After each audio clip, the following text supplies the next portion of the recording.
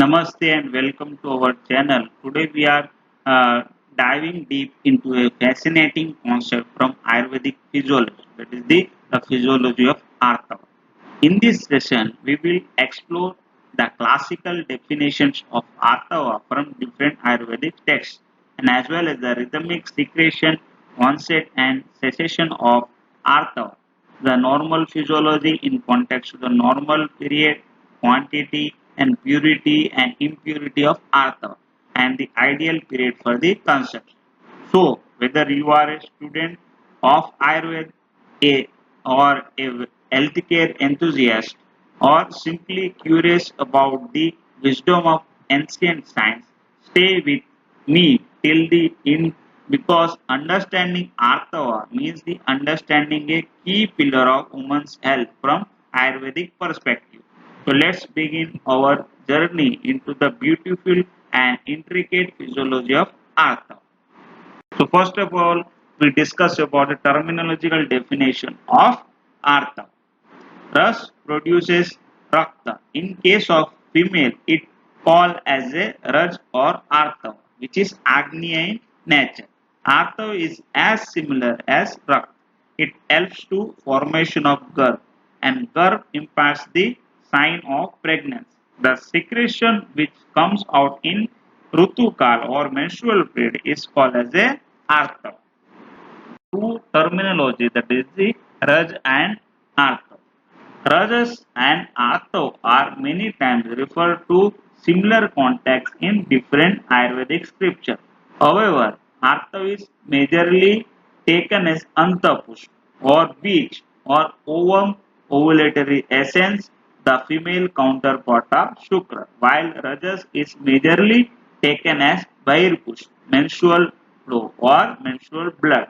Conception is take place when Antapushpa get fertilized with the Shukra. Bahirpushpa, which is discharged monthly in cyclic manner from uterus in the reproductive life of female. So the context usually decide which meaning is meant, but physiologically both are closely related.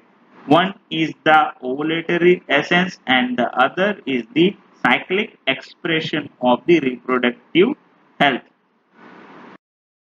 Now, production and rhythmic secretion. According to Ayurveda, Ras Dhatu nourishes all other Dhatus. From it, Rakta Dhatu forms, and as an Updhatu of Ras, Artha is formed in women.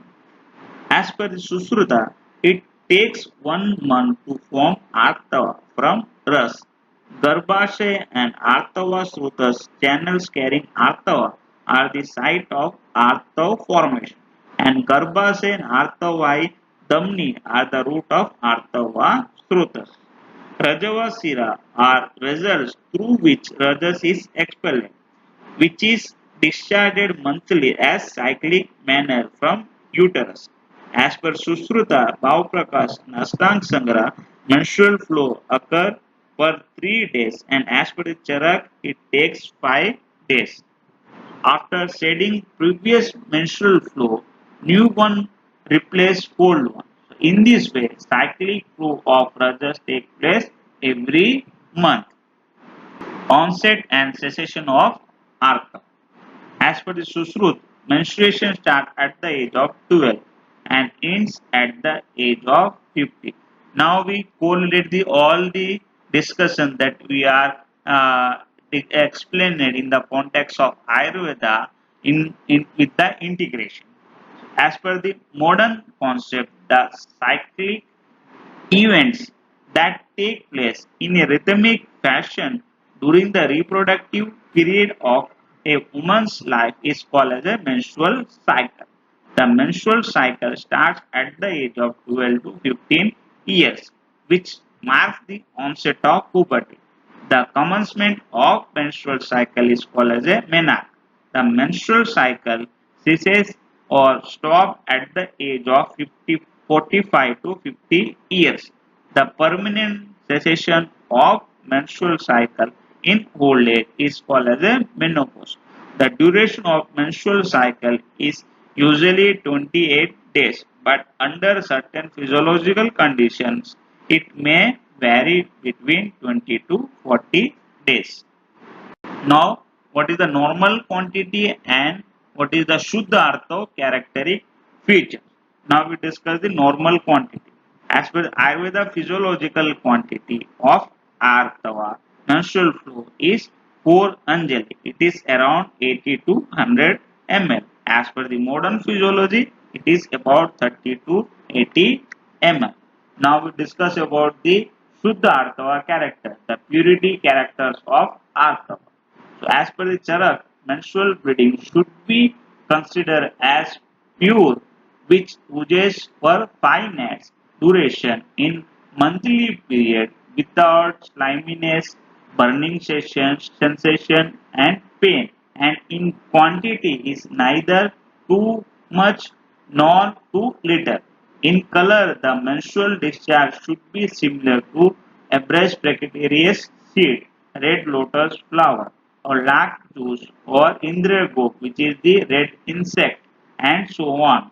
As for Susrut, the menstrual discharge, which is resembles the blood of rabbit or decoction of lakh on, and that which does not stain the cloth is considered as a pure artha. Now, what are the characteristic features of Ashuddha Artha? So, normally, whenever the Artha is visited with the Tridosha and Arakta, it creates some pathological characteristic features. So, what are that? So, whenever it is visited with the Vata dosha, so the Artha consistency and characteristic feature are black in color and create pain. And whenever it is visited with the pith, the consistency and the characteristic features of Artha are yellow, bluish secretion and burning sensation. And cough by wide, sticky and obstructed passages. Whenever it is visited with the Rakta, there is a profuse bleeding, fleshy smell, and whenever it is visited with Vata Pitta, the menstruation is scanty menstruation, and whenever it is visited with the Vata Kapha, there is a clotted fluid. Whenever it is visited with the Kapha Pitta, there is a fleshy and pus-like appearance. Whenever it is visited with the Sannipada, so the characteristic feature of that artha is fetid and immunical order. So these are the characteristic feature of impure or ashuddha. Now, what are the characteristic features or manifestation of depletion and repletion of artha? Artha kshay and artha vruddhi characters. So first we discuss about the artha kshay, non-appearance of menses at the appropriate time or scanty appearance and pain in vagina and in other organs. And artha vruddhi character produces body aches, flow of more quantity, bad smell and so on. So now we will discuss about the one of the interesting topic, that is the Rutumati in context to period and characters. So in Ayurveda, Rutu has two meanings. One is the season and other in this context is fertility phase of cycle, which is the ideal time for the conception. The female in the period of her fertile days, usually from the 4th to 16th day of menstrual cycle, is termed as a Rutumati. Rutukal period is considered as 12 days duration when Artava menstrual blood flow is visible. Some scholars say there is a period of invisible menstrual blood flow also. So better period of conception is considered as to be 12 days time after the 4th days of menstrual blood start. It means that out of the 16 days counted from the onset of menstruation, the first 3 days and the last day, that is the 16th day, being the day of yoni sankos, non-receptivity of the vagina, should not be counted. So thus the 12 nights remain as the fertile period, day 4 to 15 after the menstruation starts. So this is the 12-night window for the conception. So if Shukra meets the Artava during Rutukal, Garbh forms. If not, endometrial shedding occurs, the visual menstrual Artava is take place. Now, what are the characteristic features of the Rutumati as per the Susruta? So the woman whose face is fleshy and pleasant, whose body, teeth, gums are more moist, who is desirous of males and fond of enchanting stories, whose abdomen, eyes, and ears are drooping down, whose shoulders, breast, waist, umbilicus, pelvis, and buttocks are throbbing, who is greatly interested in seeking happiness or sex, should be understood as Rutumati. Now, what is the interrelationship between the Ārtava and Rutumati? So, Ārtava means that Ārtava, the substance, that is the ovum plus menstrual blood, and Rutumati, the fertile woman during the ovulatory phase when Ārtava is ready for conception. So, if the Ārtava is vitiated, then even if she is in Rutukal, the conception may not occur. Conversely, healthy Ārtava plus proper Rutukal equals the highest fertility potential. Thank you.